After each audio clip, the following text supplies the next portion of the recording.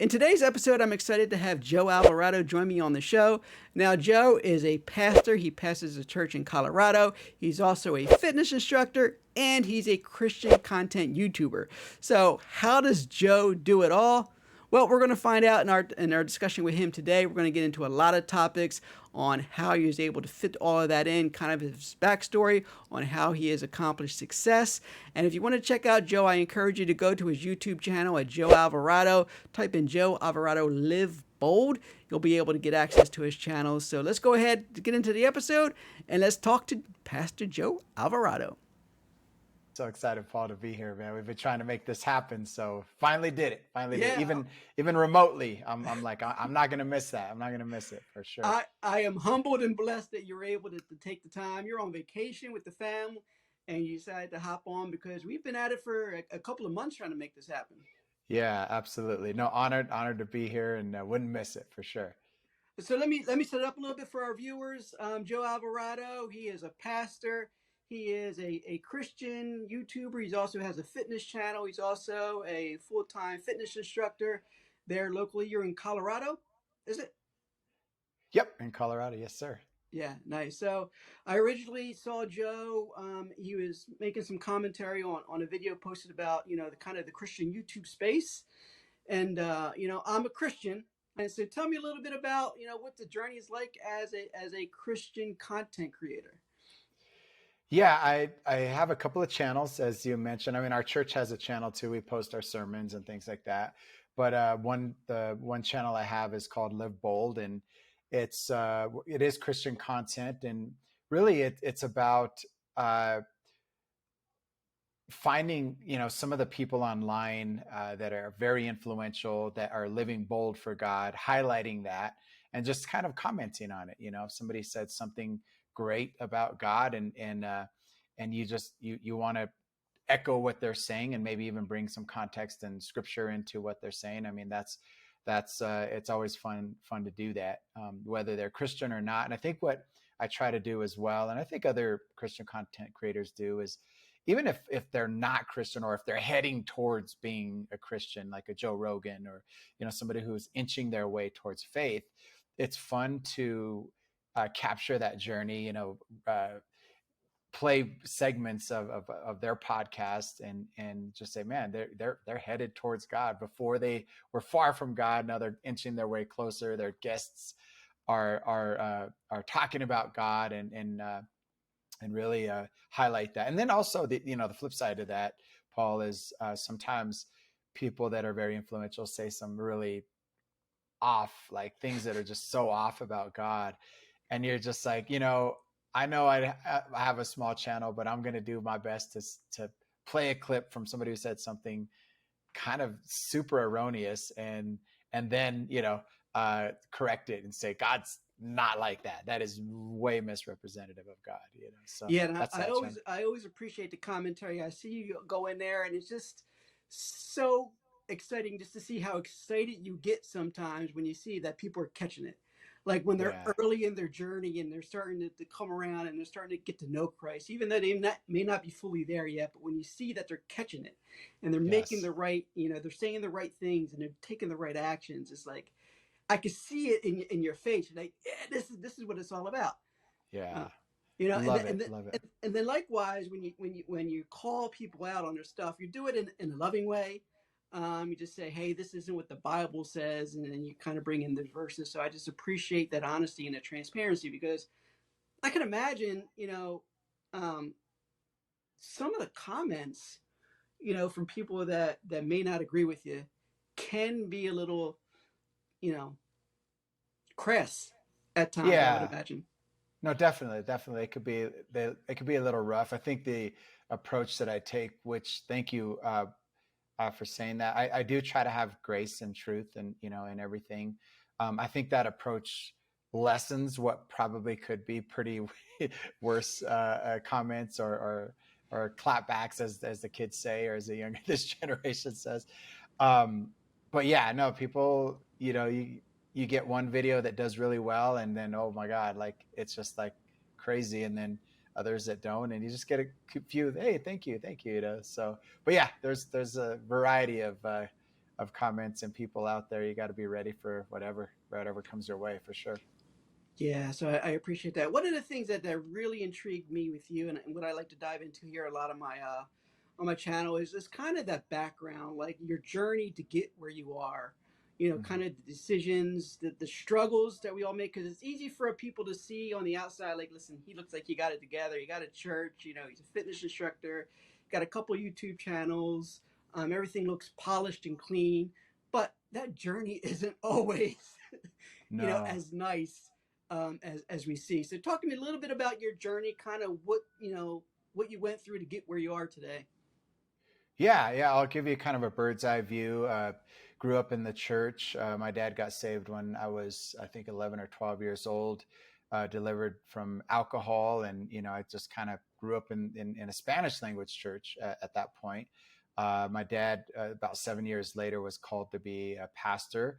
And again, another Spanish Foursquare church was what the denomination was. So I grew up in that Spanish environment. So with the Latin music and everything, and it was great.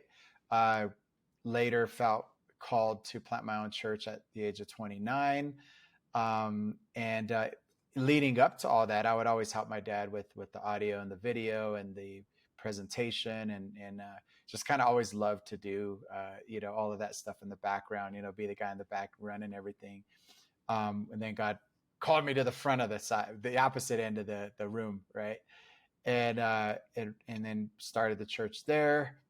And I think I shared this before with you, maybe not, but about 3.5 years into it, went through a divorce.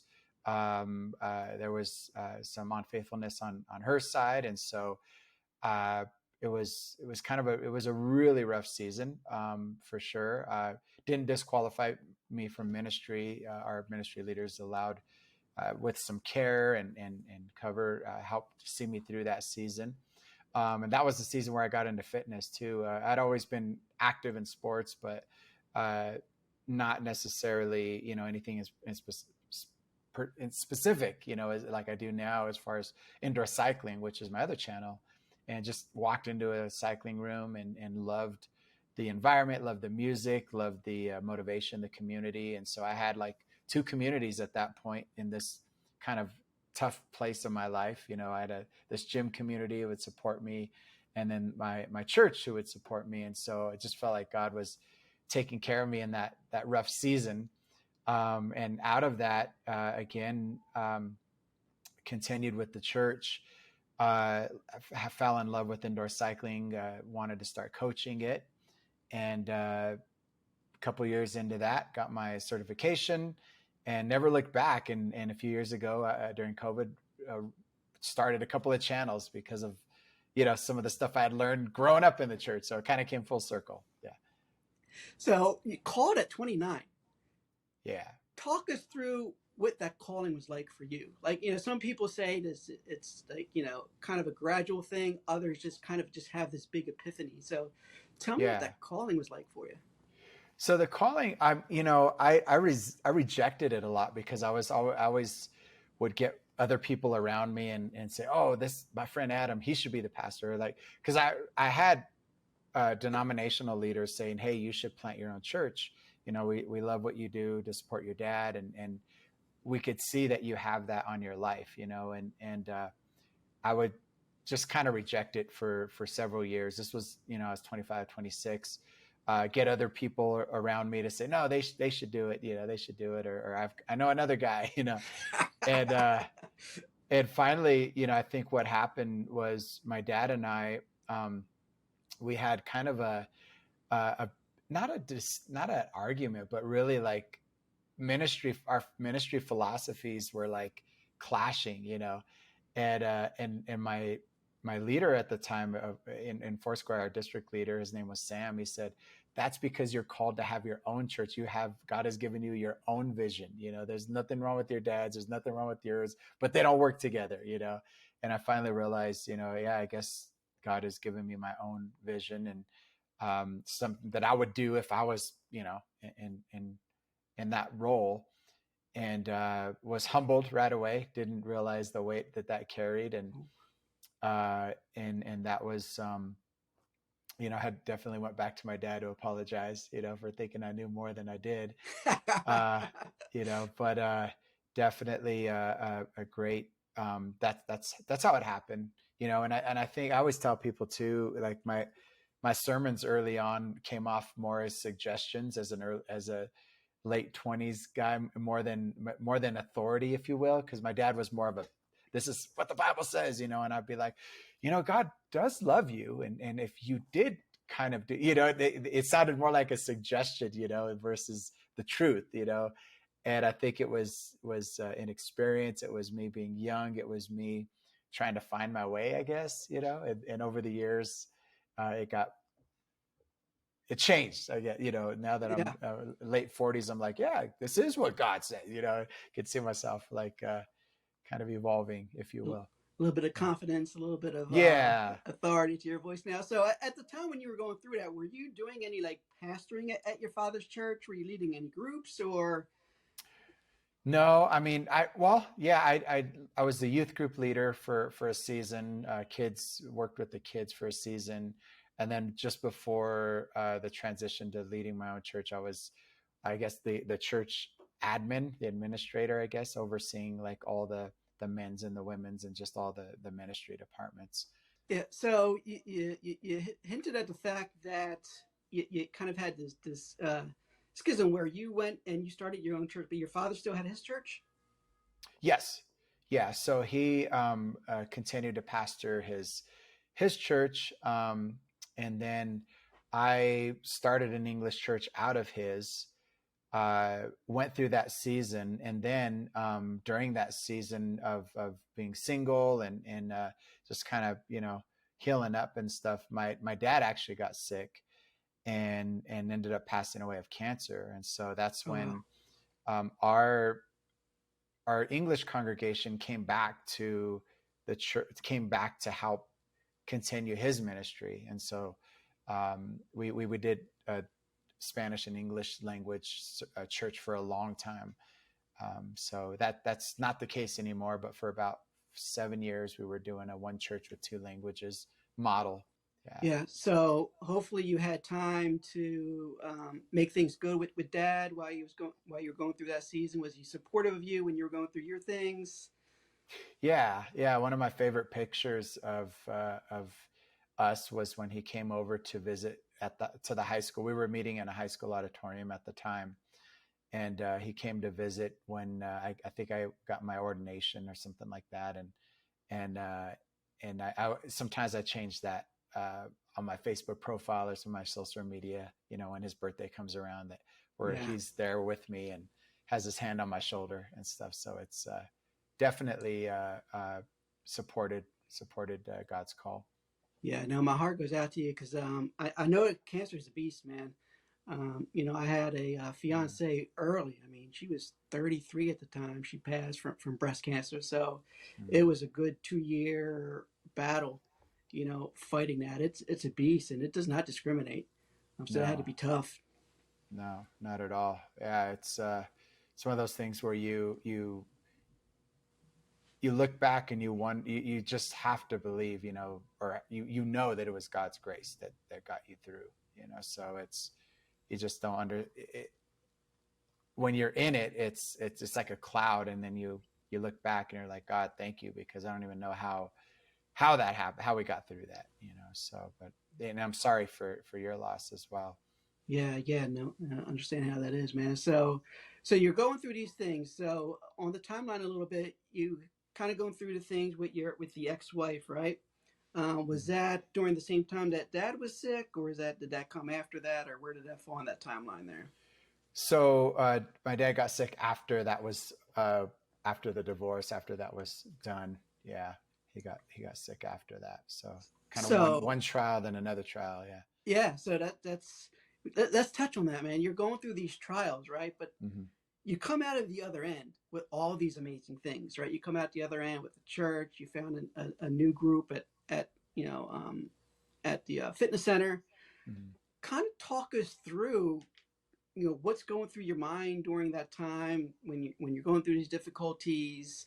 Um, did you ever think that you lost passion? Did you lose direction? Did you stay focused, or how did you get through it?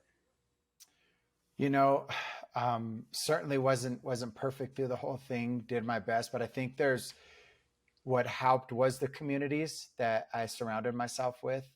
Um, if you could imagine, just going from living with somebody and then not, uh, being at a home alone. I think what and all the temptations that could bring, right? Just kind of being there. One of the things that really helped me was two of my neighbors attended my church. So the one that lived across the street and the one next door. So it's not like I can go crazy and have a raging party or something. As much as much temptation as there was and out there, like uh, I was held accountable, like whether I liked it or not. I mean, I literally like, okay, I gotta, these people, these are my friends, these are my brothers, these are my, there's no way I'm gonna do something to misrepresent God and just something dumb. So they held me accountable without even realizing, just in proximity. So I Yeah, tell people like it's a whole new way to view love your neighbor as yourself, because they're like that turned around to be one of the biggest support systems I have in accountability, really. And with the fitness, that the same thing, they would just cheer you on, and you hear everybody else's story, and you find a way through, and that. But yeah, the community and obviously God's uh, call. I still felt like God still wanted me to keep doing it, yeah. continue to pastor. So Yeah, it sounds um, like you yeah, handled it a lot better than I did when I was going through my trials. You avoided the temptations. I uh, kind of dove right in and head first into the disaster. if it wasn't for my neighbors, I might have been in the same Yeah. situation. To be quite honest with you, Yeah, yeah, one of the things I like to point at, and this is a great example of that, is for anybody who's looking to live this extraordinary life, you need support systems. And so one of the ways you do that is you expand your circle of friends and networks, because yeah, ultimately it's your friends and the networks and people that you have around you that are going to be able to correct you when you're doing yes, wrong, or introduce you to other things and other cultures that you may not be familiar with. For me, and this was before, I came to Christ. But when I lost my fiance, I was just buck wilding out there. I was in New York. I had a lot of money. I was just, doing everything you could imagine with alcohol and strippers and all that. And it was my friends, back in Philadelphia that reached out and was like, listen, man, you're messing up. Come back home here to Philly with people that love yeah, you, that care about you. Let's get you straight and, stop all the madness. And it was after I came back and just kind of gave up all of that, sat with some good, positive people that was able to get me back on track to bring me where I am yeah, today. And it sounds like with you, it was those neighbors, right? And that community yeah, that you had that kind of kept you on the straight and narrow. Important lessons there, that you got to surround yourself with positive people that are going to yeah, add value to your life. yeah. Now, did you do you think that you went that route out of anger, bitterness? Um, what would you say? Like what happened, or just pain? It was kind of that. I was young. I just turned 30. The girlfriend at the time, fiance at the time, was 33. We had our whole lives planned out, and it's just all of a sudden she's gone. So just kind of dealing with that grief and Yeah. that loss. And I was Okay. in New York pretty much by myself. Mm, I grew up outside of Philadelphia, so all my friends and all that were in Philly at the time. So it just, and I was making a lot of money. So it was just a combination of having access to the money, not having any support system around, just trying to deal with the grief and not knowing where I was going. It was just like, I mm, just let it all out, right? And yeah. eventually it just kind of spiraled, and it just got worse and worse and worse as I, started taking on these bad behaviors and these bad habits. And eventually lost it all. But Yeah. my friends, they were just like, yeah, it's all right. Don't worry about it. Yeah. It's good. We Yeah. still love you. And I was able to spend some time and get myself straight and just, have at it. And then, I met my current wife now, and, we started a life together, and we moved out to Vegas to kind of continue a little bit of the party and everything that Vegas has to offer. And surprisingly, it was in the desert of Vegas where I really came to Christ. and found Jesus Wow. out there in the midst of everything that, Sin City has to offer. So, he was always, Yeah. God was always pulling at me. He was always calling me along. And I had all these friends and these people in my life that try to bring me along the way. But sometimes we're stubborn, you know, Oh yeah. we refuse to call him. We don't want to hear it because sometimes it's not what we have in our own mind, what we want to do. Oh Um, yeah. it's like, hey, I want to go out, I want to party, I want to have fun. And we think if we give our life to Christ, then, we can't have any fun anymore. I always looked at it as like it's kind of a fuddy duddy. But come to realize there's a lot of fun in just, you know, knowing that you're loved. Yeah. There's a lot of flexibility in knowing that you're special and kind of honing in on your gifts and your talents and knowing that somebody's there to support you, that's going to guide you and give you everything you need to make it through, you know? Yeah, no, absolutely. I mean, I think it's similar. I think when we both uh, found ourselves alone by ourselves, and they played out a little bit different, but at the end of the day, and I think you commented on a video that I recently recorded with Tim Ross, talking to Darius. I can't remember the gentleman's last name, but where they were talking about how it isn't necessarily that. The rules, right? Like we want to say, God doesn't want me to have fun. It's that He wants you to enjoy life within the boundaries of the rules that keep us safe, right? So you actually have more freedom when you are able to. And I use that analogy about my dog, like when we bought our house, we got a dog. We didn't even have a fence, so we would have to walk her outside, and she wouldn't keep her on a leash, or else obviously there's no fence. She runs away and gets hit by a car or whatever. And then now about a few months later, we put up the fence. Now she's free, but restricted, so that she Yeah. doesn't get hurt. You know what I mean? So it's like, that's what God wants for us. Like He wants us to enjoy the yard. He wants us to plant whatever flowers we want and mow the grass and make it look pretty the way we want it. But He doesn't want us to jump over the fence and get hit by a car or lost or whatever. Yeah. And part of it is to keep us safe. Right. Mhm. Um, Yeah. and just kind of enjoy the blessings that are there. It's just kind of amazing when you look at the journey Yeah. of the things and the freedoms that we're given. And we have this free will, right, to make Yeah. these decisions. Sometimes you make the wrong ones, Yeah. but what's great is His grace, right? Is that He's still waiting for us, Yeah. and He's going to bring us out of it. And there's a lot of things I could testify. It's not about that today, this particular thing. Um, but so, all right, so you got the church. Talk to me a little bit about this transition into a content creator on YouTube. What Yeah. sparked your interest there, and how's that journey going for you? Well, I think, as I mentioned earlier, growing up in the church, just kind of loving audio and video and loving just technology when it came to, what kind of mic sounds the best, and, how could we make our church sound like a concert instead of just, it was always like me playing around with those things, even my car stereos and boom boxes and subwoofers. And I just always loved sound. And then along comes in the sometime in the 90s, I think, like Life Church and some of these churches that were doing video. I'm like, man, we should do that. I know we're a small church, but we should record videos. And then a little bit later, so we started doing that. And a little bit later, like I started discovering like Alan Parr and John McCrae, which I mentioned earlier, some Christian YouTubers. Pastor Mike Schmitz, he's a Catholic YouTuber, and just really said, man, I love what they're doing. I preach every Sunday. I could probably put this on video too, and kind of do the same. And so I was super influenced by Pastor Craig from Life Church, Alan Parr, John McCrae, Pastor Mike Schmitz. And really, I paired that up, I guess, with the love of technology, video creation, sound quality, just things that I loved, and said, let me give it a shot. Let me try this. And I actually started the channel about 5 years ago, maybe 6 years ago.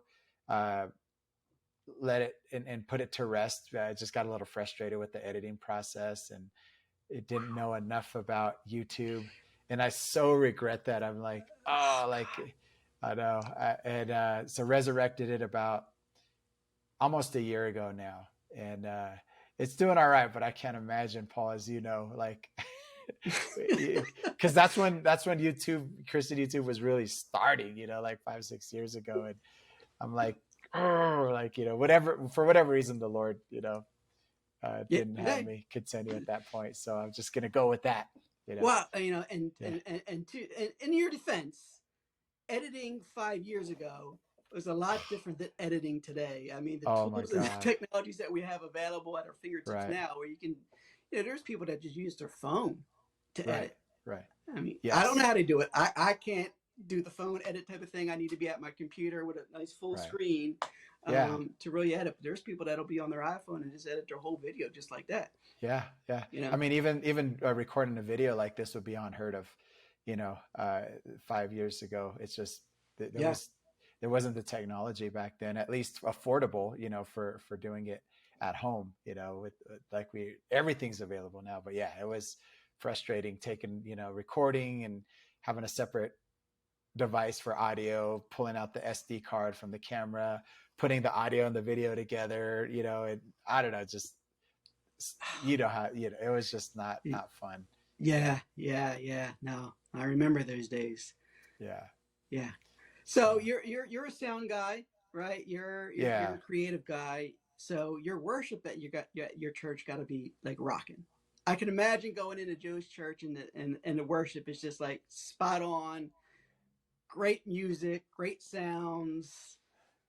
Well, interesting enough, we do church a little bit different when it comes to worship. We do worship, obviously, but years ago the trend became that um, pastors would plant multiple campuses, and they would beam themselves via video, when it came time for the sermon. So here you had basically a normal church, if you will, worship team, and then the sermon on the screen.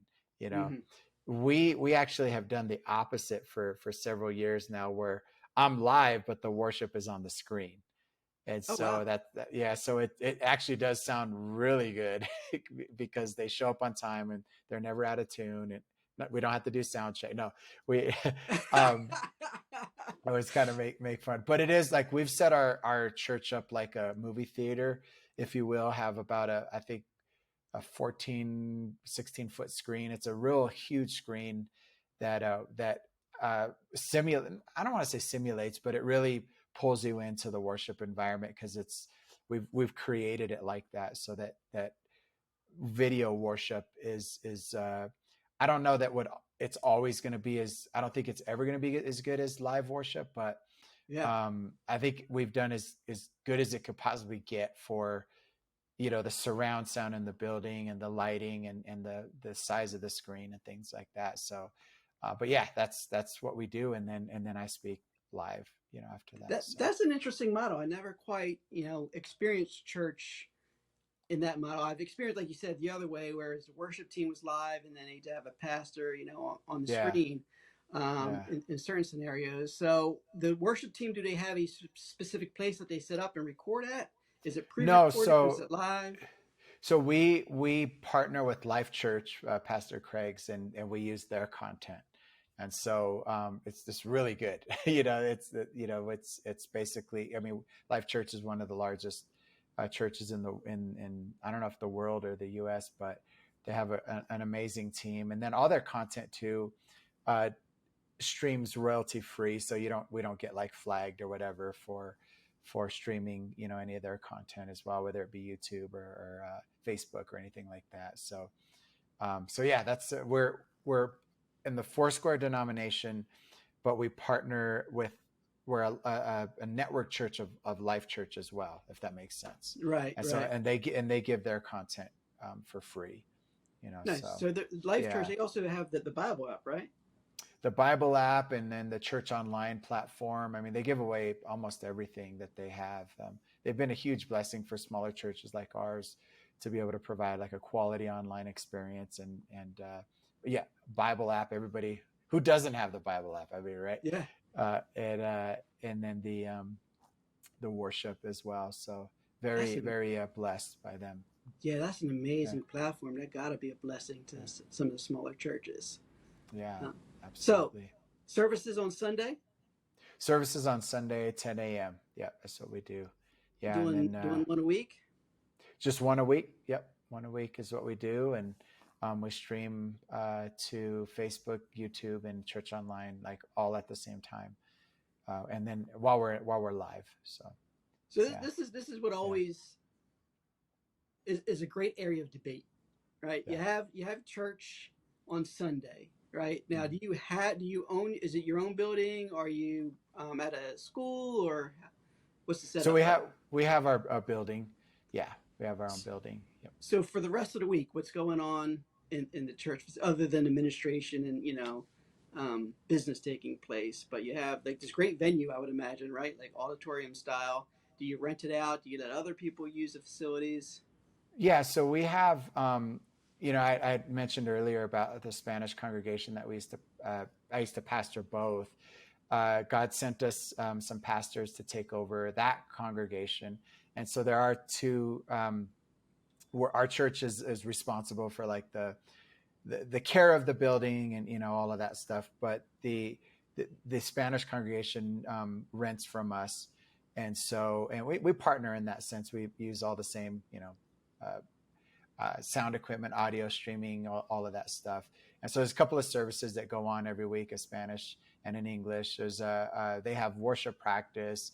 We have we don't have anything online or during the week at this point. We do have a lot of prayer that happens, during the week, and we have a digital bulletin. I send them out my videos too when I put something new out. So there's a lot of communication going on through the week, but really our main focus is that Sunday service is what we focus on right Yeah. now.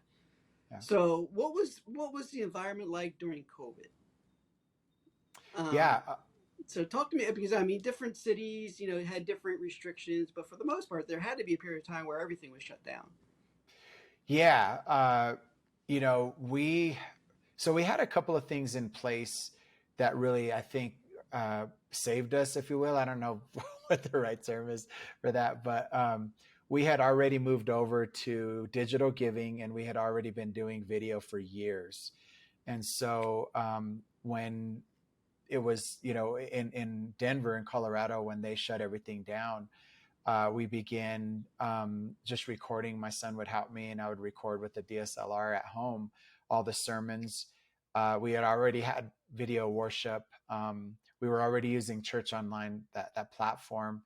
And so outside of like being at the church physically, the online, we just improved that because we had more time to dedicate towards that type of experience online. So that got better. And I don't know whether, I don't know how to, I don't know if it's oddly enough or what the description, how to describe it, but the giving went up. And so we had, we kept improving on what we were doing from home. And then by the time we opened back up, we had, a 3-camera, like we learned we were like in study mode, my son and I. We learned, camera switching, and we learned OBS streaming. We learned multi-platform streaming. And then when we opened back up, the church, we had bought 3 cameras. We bought an ATEM MIDI, ATEM mini switcher. We were using a Stream Deck, a gaming computer, because my son's a gamer, so he really helped showed us all kinds of things like that. And Wow. yeah, and then we just came back live, and then kept a better experience now online, and then went back to in person. Yeah, no, that's amazing when you think about it. And again, here's the thing, right? During the trials, during the tough times, all this amazing thing happened, right? Yeah, Because you were put in that situation, you learned how to survive digitally. You learned all these new skills that yeah. you're able to take now with you afterward. So it's gone really well, from that, and we continue to improve it. We're moving over from Tech Talk, right, from Media Shout to Pro Presenter now. to improve like our presentation software and things like that. So we just, the way my mind works, and we haven't even talked about like my cycle channel at all, but the way my mind works, it's like I have, if there's something out there, and I know Paul, you and I, like, we're both kind of like this. If there's something out there that works better, and we can do it, like, we'll figure it out and make it better. Like, it's Yeah. just kind of the way we think. And so that's like a constant for us. Always trying to improve on whatever it is that we do as a Yeah. church. Yeah. Yeah. So let's talk about the cycling channel a little bit. That got to be intense. Like I watched, honestly, I watched you for a couple of minutes. Yeah. Fitness is not my thing. You. Okay. I'm No, just, no, no, that's I'm, okay. I'm just that guy. I try. I know I need to, but it's just one of those things. I just can't find the love for it. But Yeah. but I envy those that are into it like yourself. So I watch them like, wow, this is some high intensity type of workout. Um, how often do you do that? Like, is this every day or? No, no, no. So, my schedule, I teach 3 classes a week live, and then I record classes every week too for YouTube. So maybe 3 to 5 hours a week, something like that. I'll be on a bike doing something, either live or recording. Right. And so, but it's I have to keep a tight schedule if I want to keep doing all these things that I love to do. I'll try to record, like, for example, for the YouTube channel, I'll record 1 or 2 cycling classes on a Tuesday, and then release it on a Friday. And if I record 2, then I won't have to record the next week, because then I'll have content for a couple of weeks. So there's 1 a week that I release for that channel, and then in person I do the 3 a week. So. Right. Which is a good question, because we talk about productivity, and I think you could be a perfect example of this. You got a lot going on. You got the church, or you got services, you got teaching classes, you're filming videos, cycling videos, you're filming, your Christian channel. How do you do it all? Like, how do you manage your day? Are you one that's kind of block schedules time and say, this is the time for this and this is the time for this, or are you more loose with and kind of pivot as things come your way? Mostly block schedule. I'm an early 4 a.m. guy, so I'm super productive in the morning. So I'll wake up at 4, and every day will be something a little bit different. So one morning will be like a sermon prep. The other morning will be a cycle channel prep for like the music and everything I want to do with that class or 2 that I'm going to record. Another would be writing down some notes to record a Live Bold thing. So all the morning is just prep stuff. Like, it's devotions and prep every morning. And then on like Tuesday afternoon after work, I'll already have like my cycling thing done. So I'll just record it. Wednesday I'll try to record, and then in the background just kind of studying for the sermons, on Sunday. So that's my Live Bold. I don't really have a release schedule for videos like I do with the cycling channel, because that one is a little more not as fluid, because if there was something that I squeeze time in for, it's the Live Bold, because it's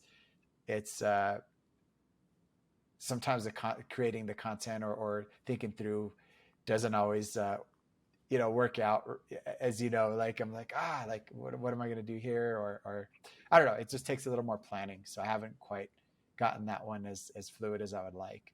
Yeah. So how do you go about creating the content for that? Do you just find something, like when you're cruising through and like, okay, this is kind of speaking to me now, I need to do something on this, or do you purposely scroll through looking for stuff? Because yours is more like a reaction type of channel, if I would kind of describe it that way, where you're showing videos of people in the real world, and kind of either addressing the fact that they're on this Christian walk, or like you said, spilling some falsehoods that you want to correct. Do you purposely set out to look for that type of stuff, or do you just come across it, and as you see something, you kind of put it into your brain dump and say, this is something that I want to explore a little bit more? Yeah, so I think the YouTube algorithm works because I'm always like I'll listen to certain things and it just seems to like the similar content pops up. But I love listening to podcasts. I love listening to even the other Christian content creators that I get ideas from as well.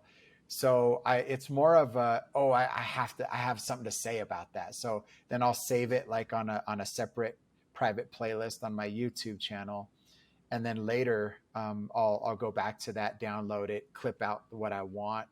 And I think what saves me time on those on the Live Bold is I'll download the YouTube video, clip what I want, um, and it'll already be like all I have to do is hit the button on the Stream Deck, and that segment pops up. So I'm not like a YouTuber that say, oh, let me fast forward it, let me play this segment, and they're literally playing it from YouTube. I work better if I already know exactly what is, what I want to comment on, and that's already edited, if you will, and it saves time in post production because really it's already the part that I want. I don't have to go back and clip things out or anything.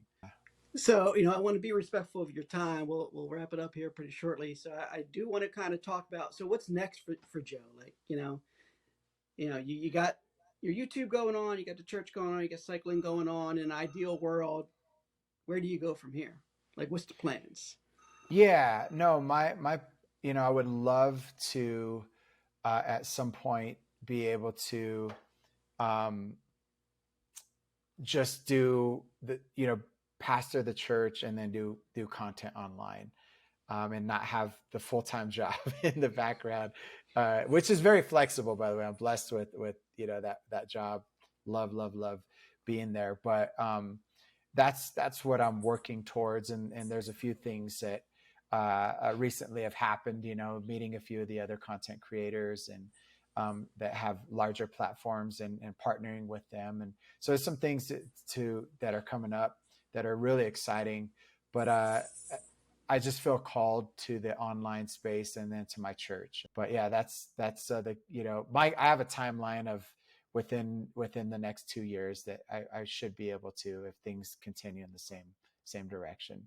Yeah. The cycling channel's monetized, it's doing great.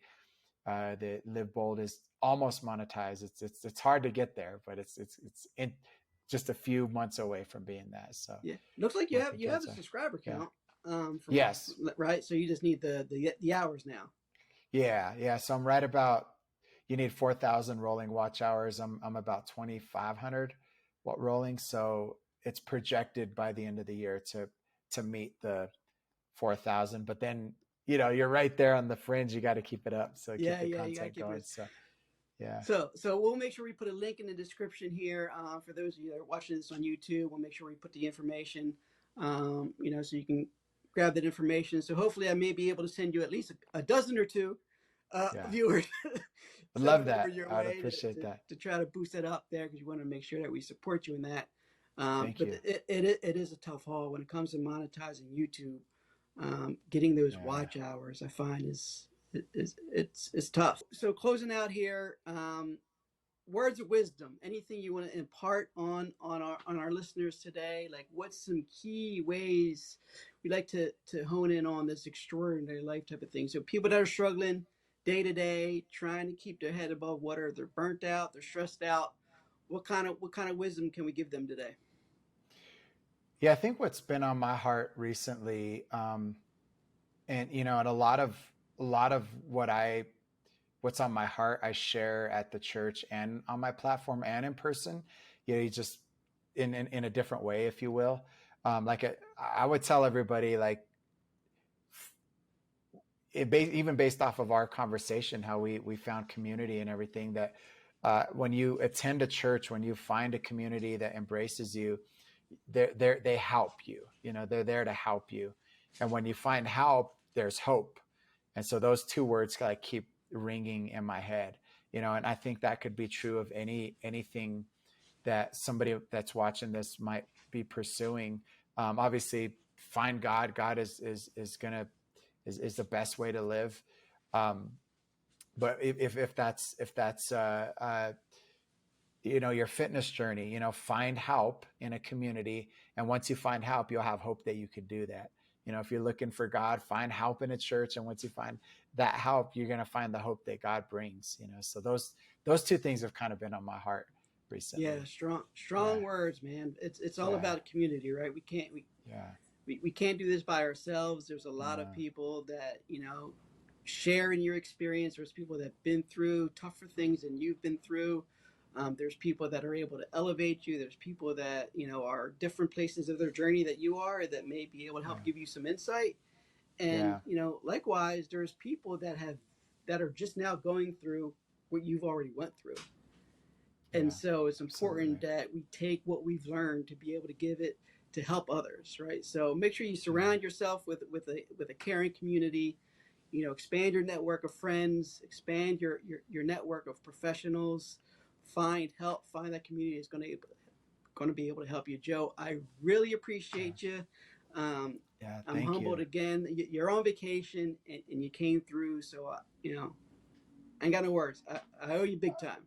No. I mean, the honor's mine, my friend. And again, I'm glad that we got a chance to finally do this. And I want to make some time so I could interview you for my channel too, because that's what I want to do as well. So, excellent. Well, thanks, man. I appreciate it. I'll let you get back to the family. All right. Thanks everybody for tuning in. Thanks, Joe. I'll talk to you later, man. All right. So that's going to be a wrap for the episode today, guys. I really appreciate you. Thank you for tuning in to watch it. If you did find value in this at all, make sure that you hit that like button for me so we can feed the algorithm and get this out to more people. And if this is the type of content you enjoy, if you want to hear more tips, tricks, and resources on ways that you can improve your life and your business, then subscribe to my channel and hit that notification bell so you'll be alerted as I come out with more episodes. And if you're joining us on the audio version, make sure that you follow us. As always, I am your boy Paul. It's been a pleasure sharing my journey with you and the journey of others. Hopefully, you'll be willing to share your journey with me. So until the next time, I'm your boy Paul. Take care, guys.